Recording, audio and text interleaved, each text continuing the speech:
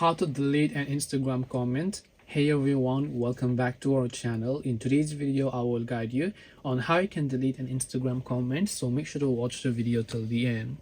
So if you want to delete an Instagram comment that someone commented on your very own photo or video or anything like that, you can just go to the view all comments tab and go ahead and long press on that comment and then tap the trash icon over here to delete the comment from your own post.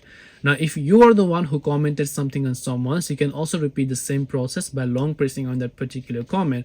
So let me go ahead and just type in anything over here, right? So if I just type in anything and post the comment, and if I want to delete that comment, what do I actually do? Just long press on that comment here. Once you long press on it, tap the delete option and that comment will get successfully deleted. This way you can delete an Instagram comment.